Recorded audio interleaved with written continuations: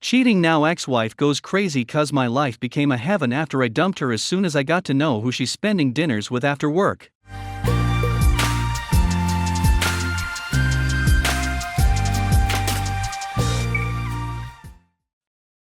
My wife of 17 years had an affair with my best friend that lasted a few months. I found out in January. We stayed in the same house and tried to reconcile until July. In July, she went on a trip that I asked her not to. I could tell she was emotionally gone already. While she was traveling, I moved out. I tried multiple times to get her to realize the severity of her actions, and she was very checked out already. Fast forward to now. I have a nice apartment, sold my van for a 2-seat sports car, crushing the gym and all that jazz. I'm content with my life now. 2 weeks ago, we had our first couples counseling session. We were asked what we want to work on, and my wife responded with learning how to regain trust with BS. Other than that statement, the entire session was gaslighting, blame shifting, all the normal stuff that I've been dealing with for months. It was very sad to experience. I do want to give her a fair shake though. The therapist asked us to both work on gathering a set of goals and thinking about what trust looks like. I just don't know what trust looks like. Trust is not having an affair in the first place. Trust is being able to not give a second thought to my wife being around my friends without me being there. Trust is built over 17 years, not recovered in a few weeks or months. I took my wife off my phone plan because I didn't want to have to care about who she is texting. I opened my own bank account and removed myself from our joint account because I don't want to have to see where she spends money. I never ask her where she is or what she's doing. Initially, after I found out about the affair, the snooping consumed me. I learned that I would never have the answers I wanted, and I could either let it consume me or just move on. The concern I used to have for her and what she was doing pre-affair is just a passing away space now in my mind. She's hovering around in my life, but not in the same way as before. It's really hard to formulate the words. Update. Quick recap. My cat died 2 Fridays ago. The following day, my wife left for another state to have Christmas with her family and took our son. Prior to her leaving, we agreed that our son would need a negative COVID test before he would be allowed to come to my place for my custody time. She also informed me that she would not be communicating with me for the 10 days she was on holiday because she needed to disconnect. I decided that it was time to turn into a gray stone and move on with my life. No sane person that loves another person, that had an affair, that is working on their marriage, disconnects during a holiday for 10 days. That's what a vile, evil, mean, nasty person does. There's no other purpose other than to inflict pain and suffering. As promised, she didn't contact me once in those 10 days. Not to ask how I was coping with the loss of our cat, not to wish me Merry Christmas, nothing. It felt liberating. She was set to return Sunday, but messaged me Saturday night to tell me that she had decided to stay an extra day. Never mind that I was supposed to get custody on Monday. Never mind that she hadn't gotten our son tested for COVID. Never mind if I had plans with him. She just told me she was keeping him another day. We don't have a legal custody agreement, just a gentleman's agreement, which apparently she doesn't feel the need to abide by any longer. I gray-stoned the crap out of her message. There was no win in replying in any shape or form, so I just didn't reply. Monday, she got back in town and promptly called me multiple times, texted, and then emailed. I was the most dull, boring, gray stone you've ever seen. I didn't answer or reply. The following part of this story is 100% her doing, without a doubt. She just is incapable of being responsible for anything in her vortex. She emailed me last night, Monday night, to inform me that the gas company was turning off her gas on Tuesday, due to a comedy of errors on her part. She informed me that I would need to take our son, and that she didn't know where she would go. I replied and told her that our son was welcome to stay with me once he had a negative COVID result. I know she wanted me to white knight her. I know she wanted me to chime in and offer suggestions and help. I know she wanted me to sign it love, too old for this nonsense.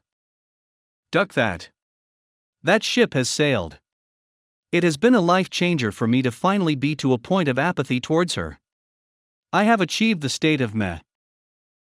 Update. I've been living in a studio apartment for 4 months since separation started. My apartment building had a 2-bedroom open up and I jumped at the chance. My kiddo and I spent the holiday weekend moving. He finally gets a room to himself. I went out Saturday and bought furniture for the entire place. Sheets, plates, all that jazz. It felt freaking fantastic. Back in August when we separated and I went and bought a couch, I could barely make it into a store without getting emotional, thinking about all the things I missed doing with my wife.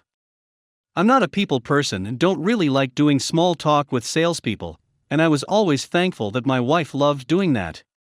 We'd go into a store, I'd wander around avoiding everyone and she'd come find me when she wanted my opinion. Shopping this weekend was a completely different experience for me. In 20 years, I've never looked at women as, I guess I've never looked at them as dating material. I've never processed in my head, is this person cute? That all changed on Saturday. My wife spent the weekend emailing me and texting me. She swung from forgiving me, for what crimes, I do not know, to telling me she thought it would help me to know that she misses me, something she hasn't said since D-Day, to getting angry when I wouldn't return her texts. I am ducking and crushing it being a gray stone. I hit the archive on her texts as soon as they arrive, and I hit delete on her emails as soon as they arrive. I haven't snooped on her Facebook in weeks. I don't pick up my phone 500 times a day hoping she texted me. I leave that joker on airplane mode and it feels amazing. Update. I moved from my studio to a 2-bedroom apartment at the start of the month. I went out and bought furniture for the entire place since I moved out with nothing. New sheets, new bed, new plates, everything. I felt like a kid going off to college. My STBXW has reached out a few times hinting at wanting to be invited over to see my place. I've been pretending to be too dense to notice her hints. I only plan on letting ladies come over that didn't blow up a 20-year relationship. I'm doing fine, STBXW. I don't need you to pick out sheets and towels. I shared photos of the apartment with people that care about me. Not narcissistic vacuums. Update. Well, it's been almost a year since D-Day. This sub probably saved my life. I've never needed any attaboy or you got this in my life. I moved 2,000 miles away from everything I knew at 17 years old. I've always been able to pick myself up by my bootstraps. My STBXW's affair with my best friend destroyed me and made me an empty, hollow husk of a man. My STBXW continues to send me emails and texts blaming me, gaslighting, and just plain trying to get kibble from me. She sent me an email at 5:30 a.m. this morning with more of the horse crap she spews. This week has been one of the best weeks of my life. I've been on 2 dates with a lovely lady. We text and chat non-stop all day. My boss even mentioned that he noticed something has changed this week, he's glad for whatever it is. So, Monday morning, I drop my kiddo off with my STBXW and come back to my apartment. And then, Operation Bra Left Behind commences. The lovely lady I've been chatting up comes over for dinner Monday night. She spent this week teasing me non-stop. Life is good, folks. You will recover, but only if you make it happen. Your life is what you make of it. Leave the relationship debt that your spouse dropped on you, and live the best version of you that you can. I owe this sub a debt which I don't know can ever be repaid. I probably won't have another update, but I'll be here for at least a few more months to pay it forward. I hope you all find your true north. Update. It has taken a lot of work to get my son to the point where he was ready and interested to ride a dirt bike. His mom commonly stepped on him being adventurous. I ride almost every weekend and have always wanted my son to try and join me. A year into the separation, I finally worked my son out of his shell and got him onto a dirt bike that I bought him this weekend. Next to him getting his scuba cert, seeing him on a dirt bike was probably my proudest dad moment of all time. His time with me wrapped up this morning, and I dropped him off at his mom's.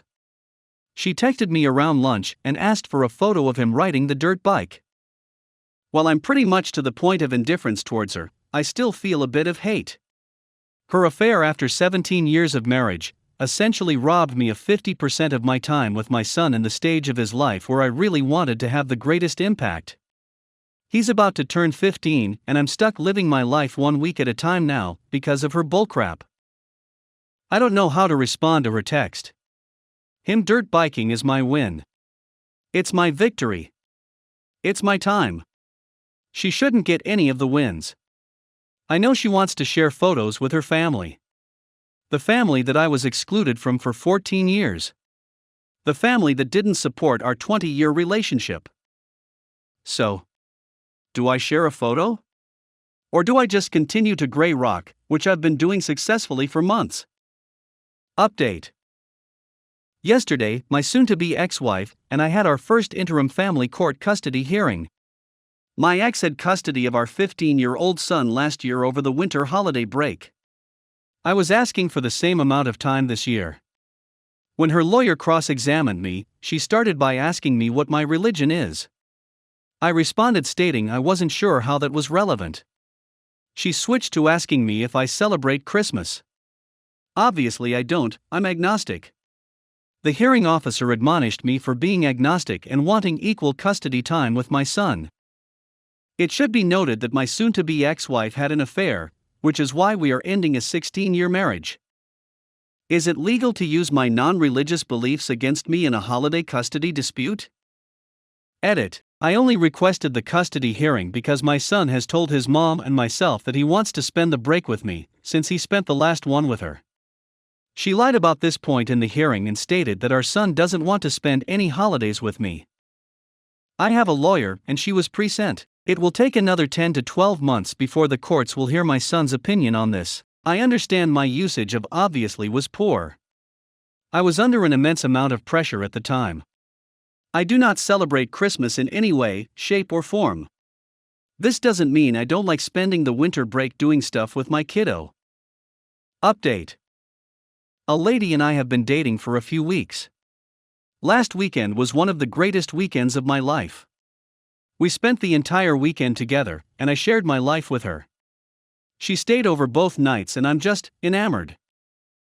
She's had plans to go on a vacation this weekend, since before we met. I was super excited for her because I think everyone needs to stretch their legs. She's supposedly staying with a married male friend. We've made plans for me to pick her up from the airport and then stay at my place when she returns, as I live over an hour closer to the airport than she does. We've made plans for the entire holiday weekend next weekend. She knows generally what my ex of 20 years did to me. Once she landed, her entire communication pattern changed. In 24 hours, only 3 texts. We normally talk on the phone at least twice a day.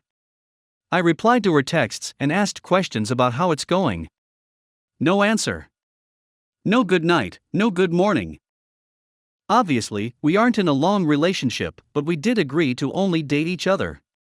I'm in Colonel Panic mode. I'm in that flight or fight mode we all felt when we discovered the infidelity. I'm ready to just pull the ripcord and jettison her. I know I should talk to her and tell her what I'm dealing with. I can't do it.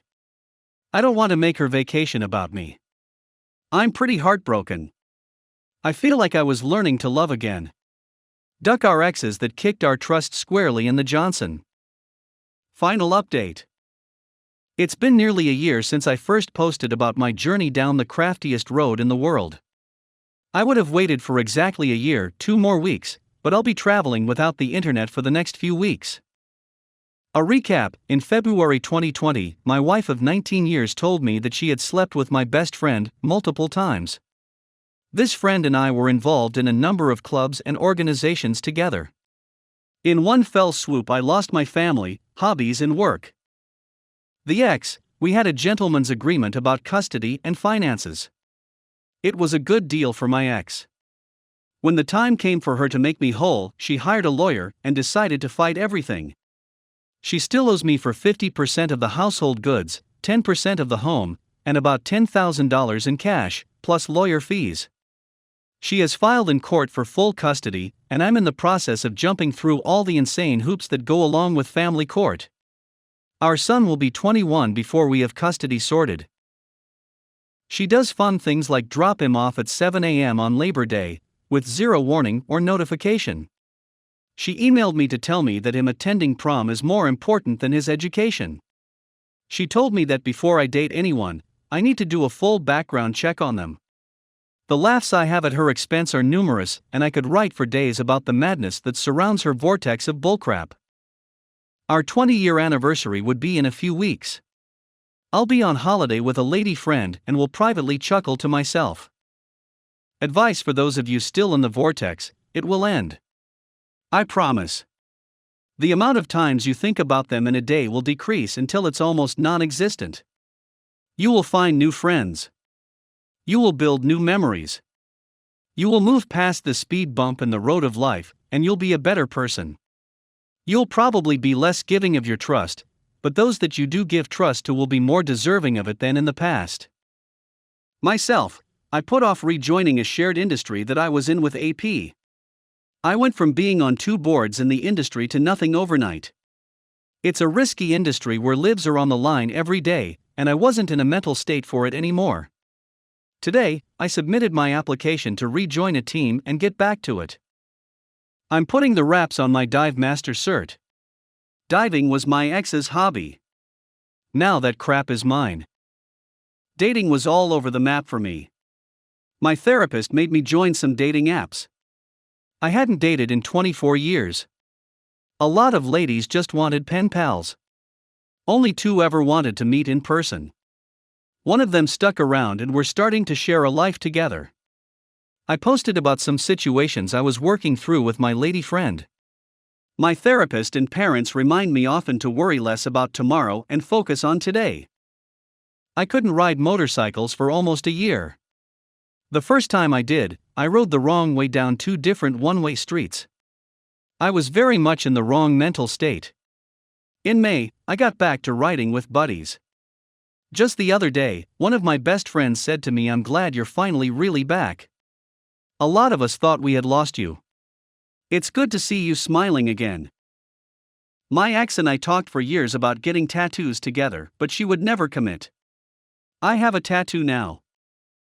This sub, you guys saved my life. I have no doubt about it. One of my best friends was found on this sub. Tiffany, if you're reading this, you're not as far along in your journey as I am, but I know you'll get there. Stop running away from things and start running towards something. Farewell, I'm off to the other side of the world in 2 weeks. I'll be gone for 2 weeks on a trip with my lady friend. The remainder of 2021 will be spent preparing for 2022. I've already booked flights to 4 countries in 2022. I have plans to move somewhere I want to move to for the first time since I got married 19 years ago. All our moves were for my ex's career. 2022 will see me getting my skydiving cert and finishing my wilderness EMT certification.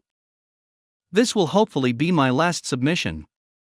I'll still lurk and offer advice, but my story ends here. We have reached the end of the story. Let's listen to some of the comments by our Reddit listeners. Comment 1. I'm surprised the lawyer wasn't reprimanded for bringing up Christmas. What if you were Jewish? Even if people don't understand atheism, they should at least understand that not everyone is Christian. Comment 2. Has she already accepted the blame? Has she told you that she regrets? Has she been dating people? OP reply. No, she has not accepted fault. The other day, she asked for a photo of the kid on the dirt bike I bought him as her Mother's Day gift. I told her that wasn't going to happen. That his time with me, now limited to 50% of his life, because of her affair, would not be shared with her. Her reply was, "You're that one that took away 50% of his time with me." No, she hasn't accepted fault. She has never expressed any regrets related to her affair. No idea if she's dating. We don't speak about anything unrelated to our son. The few times I have strayed from this, she has made me promptly regret it.